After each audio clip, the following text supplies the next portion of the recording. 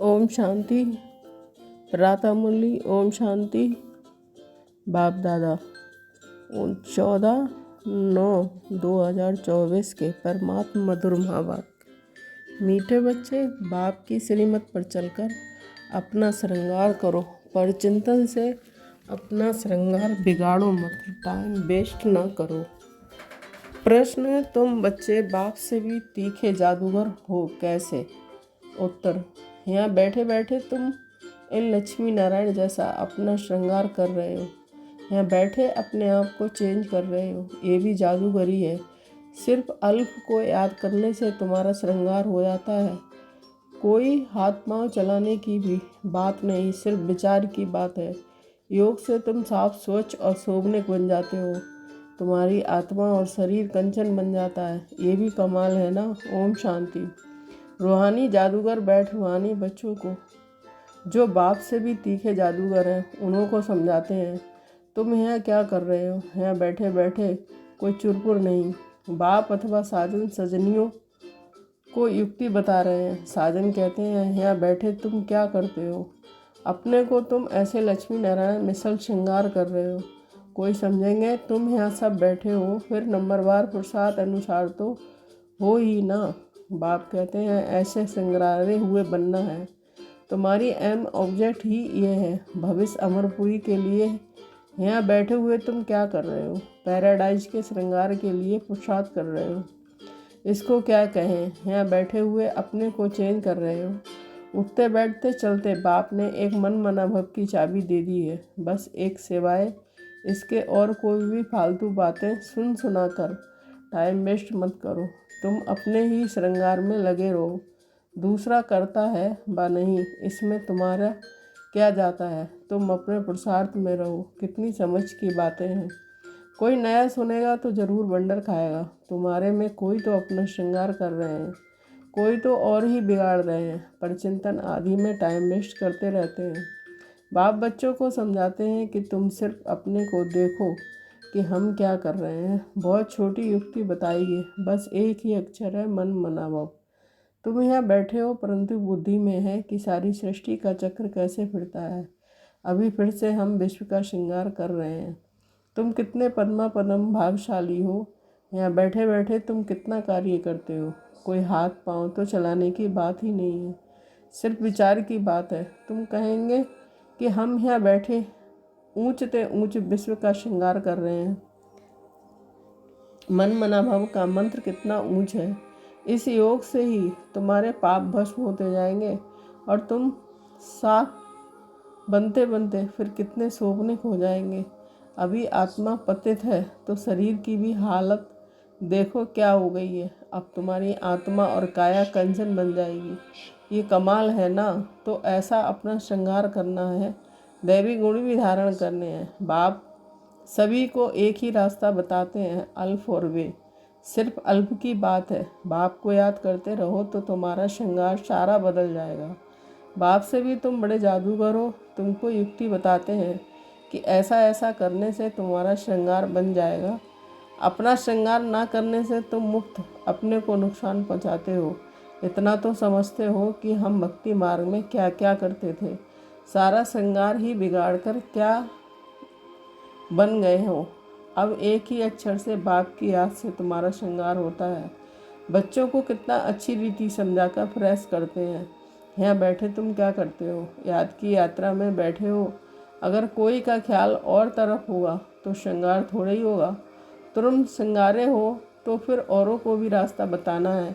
बाप आते ही है ऐसा श्रृंगार बनाने। कमाल शिव बाबा आपकी। आप हमारा कितना श्रृंगार करते हो। उठते बैठते चलते हमको अपना श्रृंगार करना है। कोई तो अपना श्रृंगार कर फिर औरों दूसरों का भी करते हैं। कोई तो अपना भी श्रृंगार नहीं करते हैं तो दूसरों का भी श्रृंगार बिगाड़ते रहते हैं। फालतू बातें सुनाकर उनकी अवस्था को भी नीचे गिरा देते हैं। खुद भी श्रृंगार से रह जाते हैं तो दूसरों को भी रहा देते हैं। तो अच्छी रीति सोच विचार करो। बाबा कैसे कैसे युक्ति बताते हैं। भक्ति मार्ग के शास्त्र पढ़ने से ये युक्तियाँ नहीं आती हैं। शास्त्र तो है भक्ति मार्ग के। तुमको कहते हैं कि तुम क्यों शास्त्रों को नहीं मानते हो। बोलो हम तो सब मानते हैं। आधा कल्प भक्ति की है। शास्त्र पढ़ते हैं तो कौन नहीं मानेंगे, रात और दिन होते हैं तो जरूर दोनों को मानेंगे ना। यह है बेहद का दिन और रात। बाप कहते हैं मीठे बच्चों तुम अपना श्रृंगार करो, टाइम वेस्ट मत करो। टाइम बहुत थोड़ा है, तुम्हारी बड़ी विशाल बुद्धि चाहिए। आपस में बहुत प्रेम होना चाहिए, टाइम वेस्ट नहीं करना चाहिए, क्योंकि तुम्हारा टाइम तो बहुत वैल्यूबल है। कौड़ी से हीरे जैसा तुम बनते हो, मुफ्त में इतना थोड़े ही सुन रहे हो। कोई कथा है क्या? बाप अक्षर ही एक सुनाते हैं। बड़े बड़े आदमियों को जास्ती बात थोड़ी ही करनी चाहिए। बाप तो सेकंड में जीवन मुक्ति का रास्ता बताते हैं। ये है ही ऊंच श्रृंगार वाले। तब तो अनोखे ही चित्र हैं जिनको बहुत पूछते रहते हैं। जितना बड़ा आदमी होगा उतना बड़ा मंदिर बनाएंगे, बड़ा श्रृंगार करेंगे।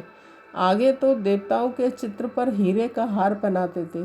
बाबा को तो अनुभव है ना, बाबा ने खुद हीरे का हार बनाया था लक्ष्मी नारायण के लिए। वास्तव में तो उन्हों जैसी यहाँ परवाइश कोई बना ना सके। अभी तुम बना रहे हो, नंबरवार पुरुषार्थ अनुसार। तो बाप समझाते हैं बच्चे टाइम वेस्ट ना अपना करो और ना औरों का करो। बाप युक्ति बहुत सहज बताते हैं, मुझे याद करो तो पाप मिट जाए। याद बगैर इतना श्रृंगार हो ना सके। तुम ये बनने वाले हो ना, दैवी स्वभाव धारण करना है, इसमें कहने की भी दरकार नहीं है। परंतु पत्थर बुद्धि होने के कारण अब समझाना पड़ता है। 1 सेकंड की बात है। बाप कहते हैं मीठे मीठे बच्चों, तुमने अपने बाप को भूलने से कितना श्रृंगार बिगाड़ दिया है। बाप तो कहते हैं चलते फिरते श्रृंगार करते रहो, परंतु माया भी कम नहीं है। कोई लिखते हैं बाबा आपकी माया बहुत तंग करती है। अरे हमारी माया कहाँ है, ये तो खेल है ना। मैं तो तुमको माया से छुड़ाने आया हूँ, मेरी माया फिर काहे की। इस समय पूरा ही इनका राज है। जैसे इस रात और दिन में फ़र्क नहीं हो सकता, ये फिर है बेहद की रात और दिन। इनमें 1 सेकंड का भी फ़र्क नहीं हो सकता। अभी तुम बच्चे पुरुषार्थ नंबरवार अनुसार ऐसा श्रृंगार कर रहे हो।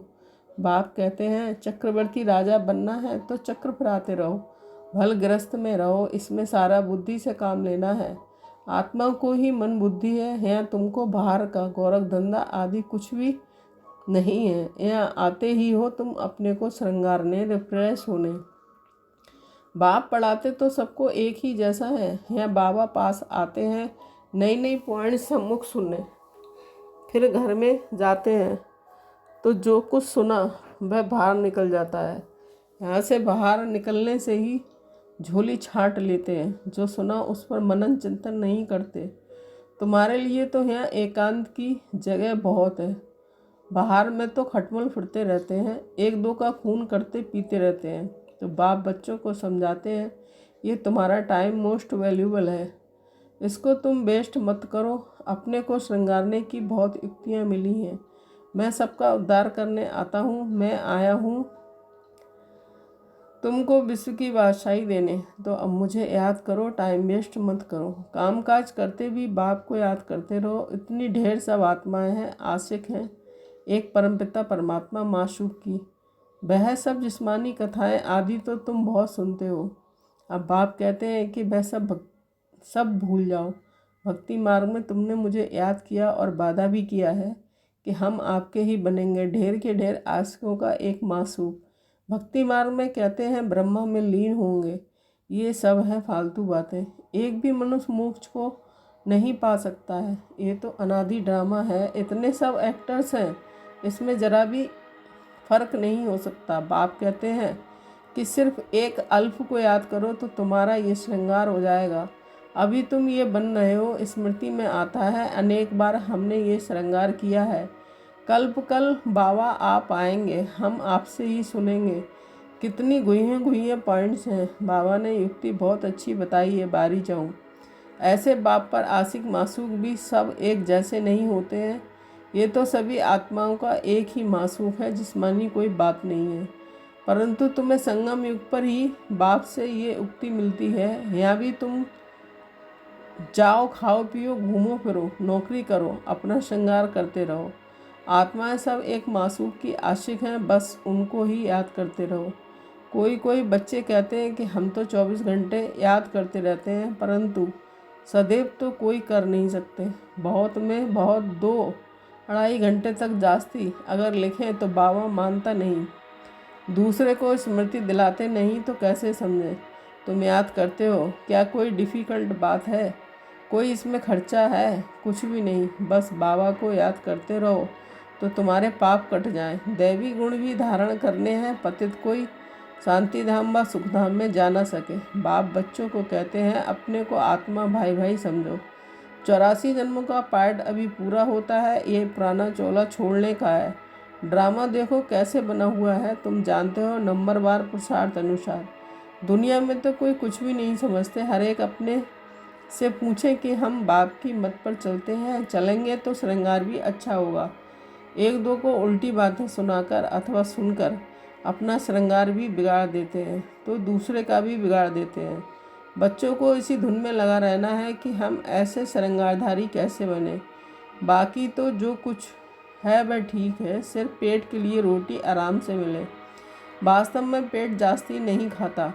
भल तुम सन्यासी हो परंतु राजयोगी हो, ना बहुत ऊंचा ना नीचा। खाओ भल परंतु ज़्यादा हिर न जाओ, आदत ना पड़ जाए। यही एक दो को याद दिलाओ। शिव बाबा याद है, बरसा याद है, विश्व की बादशाही का श्रृंगार याद है। विचार करो यहाँ बैठे बैठे तुम्हारी क्या कमाई है। इस कमाई से अपार सुख मिलना है, सिर्फ याद की यात्रा से, और कोई तकलीफ नहीं। भक्ति मार्ग में मनुष्य कितने धक्के खाते हैं।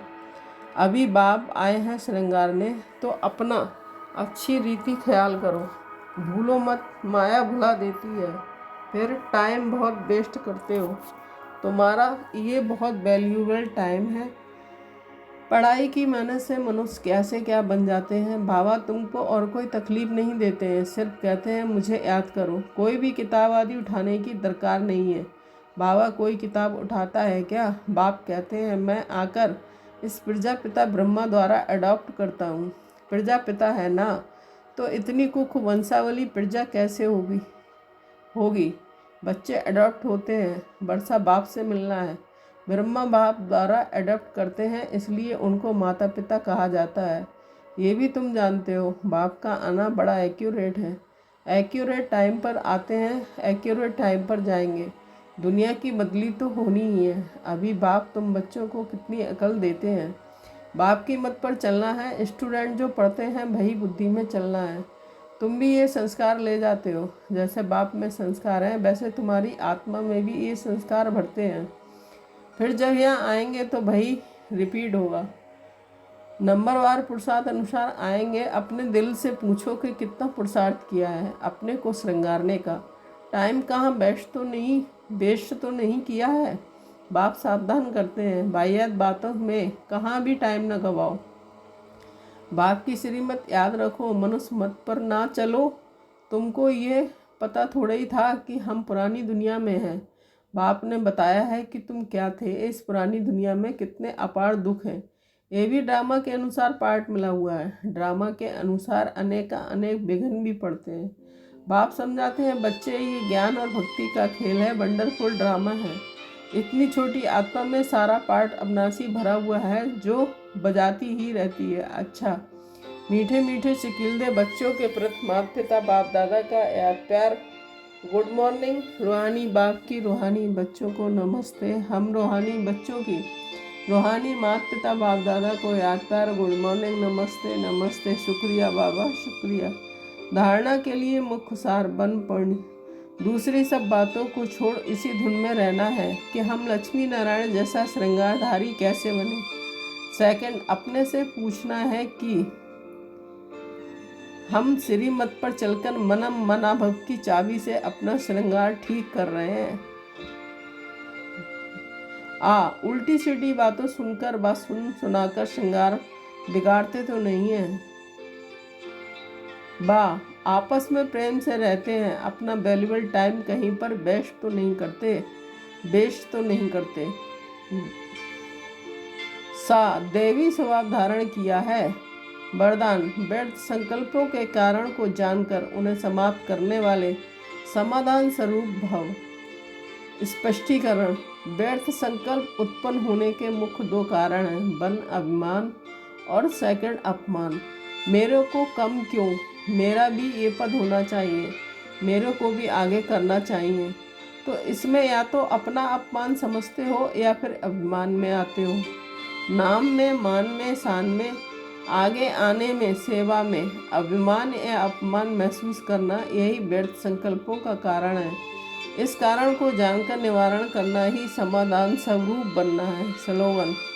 साइलेंस की शक्ति द्वारा स्वीट होम की यात्रा करना बहुत सहज है। ओम शांति।